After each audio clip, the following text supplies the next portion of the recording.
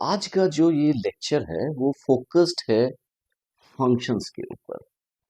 ये फंक्शंस क्या होता है और हमने अभी जो अपने सेक्शंस प्रीवियस लेक्चर्स में देखा रिलेशंस, टाइप्स ऑफ रिलेशंस, उसी टाइप्स ऑफ रिलेशन में एक आगे का जो सेक्शन है वो है functions. Function is also special type of relations. लेकिन ये जो फंक्शन है ये टर्म ये रिलेशन से डिपेंडेंट उस तरह से नहीं है जिस तरह से अभी हम पढ़ रहे हैं। ये जो फंक्शन है इसे सबसे पहले जो कॉइन किया था वो लेबनिज ने किया था। लेकिन जब हम जानते हैं कि फंक्शंस जो है फंक्शंस को हम जब स्टडी करेंगे, जब हम डेफिनेशन देंगे तो वहां पर हम देखेंगे कि डिपेंडेंसी बिटवीन टू वेरिएबल्स के फॉर्म में है कि एक वेरिएबल दूसरे वेरिएबल पे डिपेंड है। और इस तरह का सिचुएशन तो बहुत पहले से आ रहा होगा। तो जो अवेलेबल डॉक्यूमेंट्स हैं उसके अकॉर्डिंगली जो सबसे पहले जो वर्क हुआ है उसमें अ, हैं तो बहुत सारे स्कॉलर्स, कुछ फेमस है, कुछ जो नेम्ड हैं जिनके बारे में जानकारी है। उसमें से 12th सेंचुरी में शराफुद्दीन तुसी, ये जो है इनके नाम पर भी है कि इन्होंने कुछ वर्क किया था। फिर 12th सेंचुरी में, 13th सेंचुरी में ऑर्सन जे ऑर्सन नाम से भी एक मैथमेटिशियन थे जिन्होंने कुछ वर्क किया था। लेकिन जो टर्म फंक्शंस हैं यहाँ पर एक वेरिएबल की डिपेंडेंसी दूसरे वेरिएबल के, इनके ऊपर इनका वर्क था। लेकिन जो प्रॉब्लम पहली जो बात आई थी जहां पर हमने फंक्शन टर्म यूज किया था उसका क्रेडिट जाता है लेबनिज को। लेबनिज ने ही ये वर्ड यूज किया था फंक्शन। और फंक्शन यहाँ पर जो डेवलपमेंट हुआ था वो डेटा सेट के ऊपर था जहां पर हम डिफरेंशियबिलिटी की बात करते हैं, यानी कैलकुलस के इन्वेंशन की बात करते हैं। वहां पर दो सेट ऑफ डेटाज हैं और उस डेटा सेट में डेटा सेट्स जो हैं उसमें हम देखते हैं कि एक एक डेटा सेट दूसरे डेटा सेट पे कैसे चेंज कर रहा है। और इंस्टेंट चेंज की बात करते थे तो वहां पर डेरिवेटिव की बात आ रही थी। तो वहां पर जो सबसे पहले टर्म कॉइन किया गया फंक्शन का वो किनके द्वारा किया गया? लेबनिज के द्वारा। लेकिन वो जो डिफिनेशन था जो, और आज हम जो डिफिनेशन पढ़ते हैं फंक्शन का, वो एज इट इज सेम नहीं था। उसमें कुछ ना कुछ चेंज किया गया, हमसे किसी न किसी ने चेंज, कोई ना कोई चेंज करते रहे। तो उसमें जो नोटेबल चेंजेस हैं वो बर्नौली की चेंज है। उसके बाद इनके स्टूडेंट थे आइलर। आइलर ने फिर उसमें बहुत सारे चेंज किए। और जो फूरियर है, इन्होंने फूरियर सीरीज एस्टैब्लिश की थी। और उसके कारण भी बहुत सारे जो चेंजेस हैं डेफिनेशन के, जो बेसिक डेफिनेशंस हैं उसमें चेंजेस आए। कॉन्सेप्चुअल चेंज की रिक्वायरमेंट फूरियर सीरीज से आई कि फूरियर सीरीज में उन्होंने जो फंक्शंस को एक्सप्रेस किया ट्रिग्नोमेट्रिक सीरीज में, उसके कारण बहुत सारी चीजें निकल के आई। लेकिन जो मॉडर्न डेफिनेशन है वो मॉडर्न डेफिनेशन डिरिचलेट के द्वारा है। डिरिचलेट ने जो मॉडर्न डेफिनेशन, जो अभी हम डेफिनेशन पढ़ने जा रहे हैं, उसकी क्रेडिट जाती है डिरिचलेट को। लेकिन ये भी जो डेफिनेशन है वो ओवर द टाइम चेंज होता रहा। अब जो हम डेफिनेशन पढ़ रहे हैं वो डेफिनेशन सेट थ्योरेटिकल बेस्ड है, लेकिन वो लार्जली डिपेंडेंट है डिरिचलेट के डेफिनेशन पे। हमने सिर्फ सेट थ्योरी के सेक्शंस को उसके साथ अटैच किया है। तो अभी जो हम डिफिनेशन पढ़ रहे हैं हो सकता है कि 100 साल के बाद वो डिफिनेशन चेंज हो जाए। वो चेंजेस की बात है।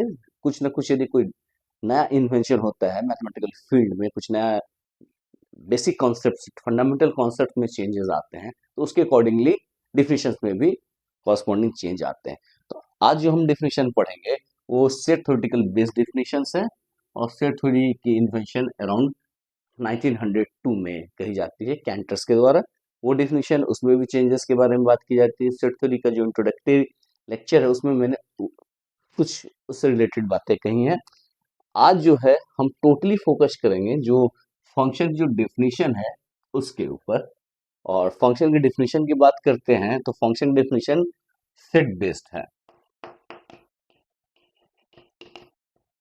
फंक्शन की डेफिनेशन सेट बेस्ड है। तो आज का जो लेक्चर है वो इस तरह से रहेगा कि डेफिनेशन, एग्जांपल्स की बात करेंगे, फंक्शंस की, उसके रिलेटेड फंक्शंस के डोमेन के डेफिनेशन की बात करेंगे, कोडोमेन की बात करेंगे, सम रेंजेस की बात करेंगे। इसके बाद हम शो करेंगे कि कैसे हम किसी रिलेशन को हम कहें कि ये फंक्शन है या नहीं, how to show that F is a function, उसके ऊपर हम डिस्कशन करेंगे, कुछ लॉजिक्स की बात आएगी वहां पर, फिर हम कुछ स्टैंडर्ड फंक्शंस की बात करेंगे कि आइडेंटिटी फंक्शंस क्या हैं, स्टेप फंक्शंस क्या है, ट्रिग्नोमेट्रिक फंक्शंस जो हैं वो क्या है।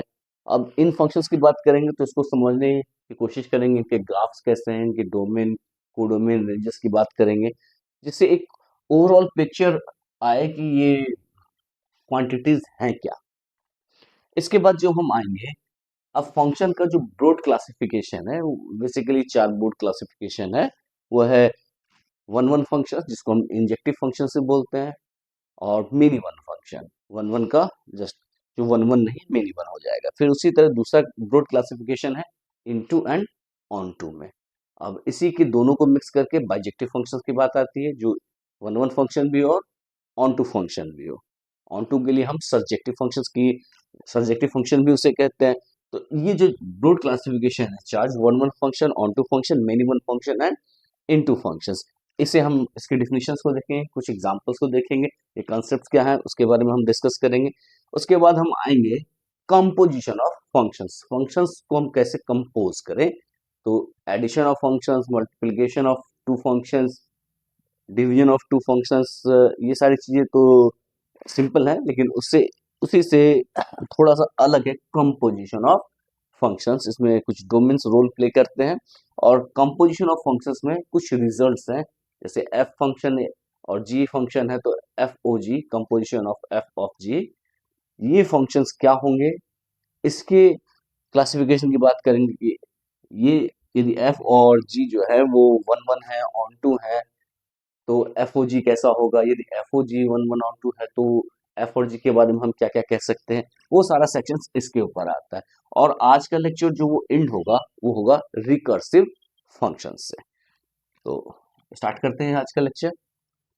फंक्शन को हम डिफाइन कैसे करते हैं, तो फंक्शन की डिफिनेशन की बात करें तो फंक्शन को डिफाइन सेट के बेस करते हैं। यदि हम दो सेट्स लेते हैं ए और बी, ए और बी दो सेट्स हैं, अब ए के एलिमेंट्स को बी के एलिमेंट से रिलेट कर रहे हैं, ए के एलिमेंट्स को बी के एलिमेंट से रिलेट करते हैं। हम जानते हैं कि relation from A to B is a subset of A cross B, यानी रिलेशन जो है ये सबसेट होता है ए क्रॉस बी का, यानी एक ए और बी में जो भी एलिमेंट है ए क्रॉस बी के जो भी सबसेट होंगे वो एक तरह का रिलेशन होगा। तो ये जो रिलेशन है, रिलेशन बहुत तरह का हो सकता है, हमने पढ़ा था reflexive relation, transitive relation, symmetric, anti symmetric, total order relation, partial order relation, बहुत सारे रिलेशंस पढ़े। उसी सीरीज में एक आता है फंक्शन, फंक्शन भी एक स्पेसिफिक टाइप ऑफ रिलेशन। इस रिलेशन में हम कहते हैं कि ए का हर एक एलिमेंट बी के किसी न किसी एलिमेंट से रिलेटेड हो, और किसी के ना किसी एलिमेंट से नहीं, एक एलिमेंट बी के किसी यूनिक एलिमेंट से रिलेटेड हो। मीन्स यदि ए का यहाँ पर यदि हम ए बी सी डी मानते हैं और इसको हम पी क्यू आर एस मानते हैं, तो ए जो है, ए किसी ना किसी इसका हर एक एलिमेंट बी के किसी ना किसी एलिमेंट से रिलेटेड हो, तो ए मान लीजिए पी से रिलेटेड है, तो ए का इमेज जो है या ए का जो रिलेशन है बी के एलिमेंट से वो यूनिक हो, यानी ए पी से रिलेटेड है तो ए किसी और आर से रिलेटेड या एस से रिलेटेड नहीं होना चाहिए। तो ये जो डेफिनेशन है वो कहता है कि यूनिक इमेज, इसका मतलब ये नहीं होता है कि यूनिक इमेज का मतलब जैसे यहाँ ए है यहाँ बी है, दो सेट्स है, यहाँ पर कुछ एलिमेंट्स हैं, यहाँ पर कुछ एलिमेंट्स हैं, A one A two A three and so on, यहाँ B one B two B three and so on, ये है। तो ए वन का इमेज सपोज करते हैं बी टू, तो ए थ्री का इमेज भी बी टू हो सकता है। ये यूनिकनेस को अफेक्ट नहीं कर रहा है, मतलब ए वन का इमेज भी यूनिक है बी टू, और ए थ्री का भी इमेज है यूनिक है बी टू। ए थ्री का दो इमेज नहीं होना चाहिए, मीन्स यहाँ से दो एरो इधर नहीं आनी चाहिए, दो एरो यहाँ पर एक में मर्ज हो सकते हैं, लेकिन यहाँ से ऐसा सिचुएशन नहीं आना चाहिए यहाँ से दो डिफरेंट डायरेक्शन में एरो निकले।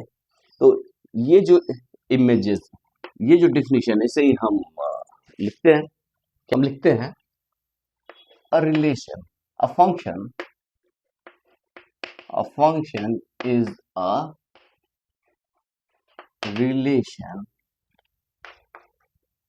from a set A to a set B, which relates each element of each element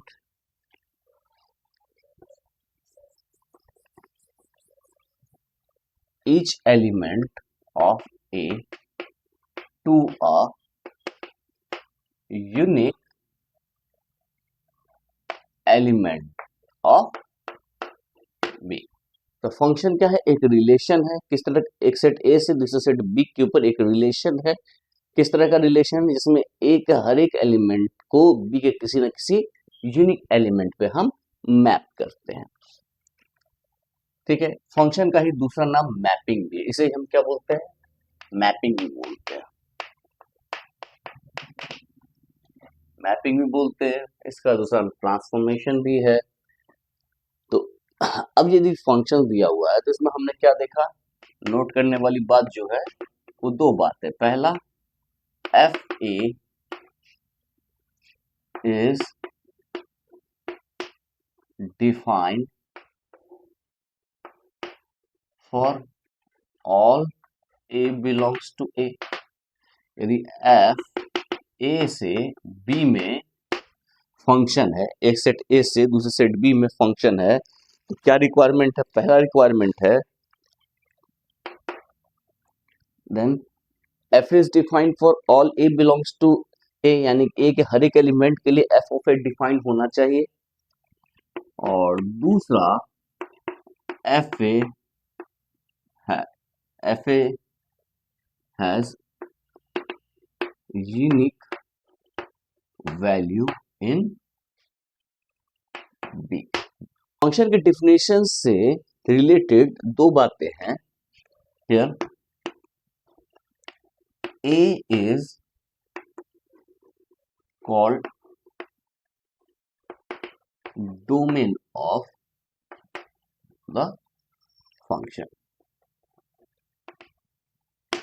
F को क्या बोलते हैं, domain of the function, and B is called the co-domain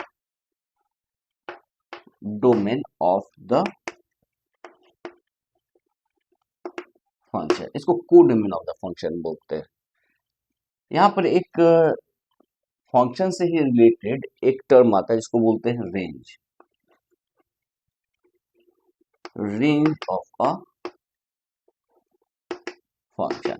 range of a function क्या होता है, इसे हम बोल सकते हैं if f from a to b is a function. यदि ये कोई फंक्शन है देन रेंज ऑफ f को हम रिप्रेजेंट करते हैं f ऑफ a से, और ये एक सेट होगा f of a such that a belongs to a। ये b का सबसेट है। ये क्या होगा, b का सबसेट है। मतलब a के एलिमेंट्स का जो इमेज है सिर्फ हम उसे कलेक्ट करते हैं। वो तो b में बिलोंग कर रहा है, लेकिन यहाँ पर ये फिक्स नहीं है कि वो पूरे बी को कवर करे। उस पूरे बी को कवर कर भी सकता है, नहीं भी कर सकता है। यदि पूरे बी को कवर करेगा उसे ही हम ऑन टू फंक्शंस बोलते हैं, उसके ऊपर हम बाद में आएंगे। ये रेंज हो गया। तो फंक्शन से रिलेटेड ये तीन सेक्शंस हमेशा आते हैं। एक आता है डोमेन ऑफ डिफिनेशन भी बोलते हैं, मतलब कि किस पॉइंट्स पे फंक्शन डिफाइंड है, और उसी सेट को हम ए बोलते हैं, F from A to B. कहीं हमारे पास रिलेशन दिया हुआ है और हमें कहा जाए कि find the domain of the function, means हमें इस ए को फाइंड आउट करना है, मतलब ऐसे पॉइंट्स जिसके ऊपर फंक्शन डिफाइंड है। ये फंक्शन के डिफिनेशन में सबसे पहला कंडीशन हमने क्या लिखा, F of A is defined for all A belongs to A. मतलब यदि हम ए दिया हुआ नहीं है, फॉर एग्जाम्पल सपोज कीजिए कि हमें डिफाइन, हमने एक रिलेशन दिया हुआ है, हमने एफ एक्स माना है 1/x, तो ये जो x है F x equal to 1/x, ये किस x के किस वैल्यूज के लिए डिफाइंड है। तो हम देखेंगे 0 पे ये फंक्शन डिफाइंड नहीं है। तो यहाँ पर डोमेन क्या हो जाएगा, डोमेन ऑफ f क्या हो जाएगा, ये हो जाएगा, ये पूरे रियल नंबर आर में सिर्फ जीरो पर डिफाइंड नहीं है, तो आर में से हमने सिर्फ जीरो को हटा दिया, आर माइनस जीरो। तो इसका डोमेन क्या हो जाएगा, ये हो जाएगा। यदि यहीं पर हम यदि फंक्शन को मानते हैं under root X, under root X की बात करें तो यहाँ पर डोमेन ऑफ एफ क्या हो जाएगा, ये सिर्फ पॉजिटिव रियल नंबर के लिए ऊपर डिफाइंड है, क्योंकि हम रियल फंक्शंस की बात कर रहे हैं। यहाँ पे ध्यान दीजिए कि हम जो हमारा डिस्कशन है वो सिर्फ रियल फंक्शंस के ऊपर है। तो यहाँ पर कॉम्प्लेक्स फंक्शन में थोड़ा सा चेंज होगा डेफिनेशन में, यहाँ यूनिकनेस को हम ओमिट कर देंगे। तो यहाँ पर F X is equal to under root X, ये वैल्यू रियल आनी चाहिए, और रियल आने के लिए एक्स को नॉन नेगेटिव होना पड़ेगा। तो यहाँ पर क्या लिखेंगे, आर जो है R positive union zero, zero पे भी ये डिफाइंड है, ये हो जाएगा डोमेन। यदि यहीं पर फंक्शन हमारा होता F X is equal to one upon under root X, तो यहाँ पर एक्स को जीरो भी नहीं रख सकते, तो यहाँ पर डोमेन क्या हो जाता, डोमेन ऑफ एफ हो जाता वो आर पॉजिटिव, जीरो भी नहीं रहता इसमें, zero is neither positive non negative.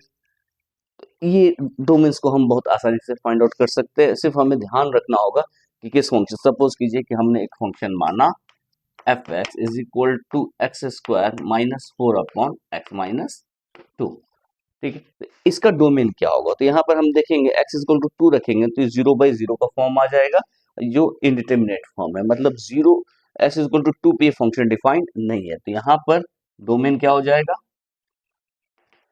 Domain of F हो जाएगा आर माइनस टू, टू को हम हटा देंगे, इसका डोमेन ये हो जाएगा। तो डोमेन बहुत ही सिंपल कॉन्सेप्ट है कि जहां पर फंक्शन डिफाइंड हो, अब फंक्शन डिफाइंड हो तो हम डोमेन निकाल देते हैं।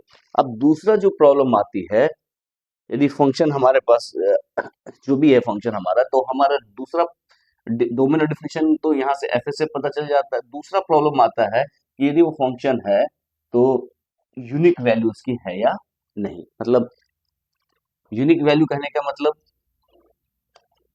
यहाँ पर x1 और इसके लिमिट्स को y1 y2 and so on मान रहे हैं, x2 x3 y3 and so on. तो x1 का दो इमेज नहीं होना चाहिए, x1 का दो इमेज नहीं होना चाहिए। तो ये सेक्शन को हम अभी ट्रीट करते हैं कि कैसे हम कोई जो रिलेशन दिया हुआ है उसे हम शो करेंगे कि वो फंक्शन है या नहीं।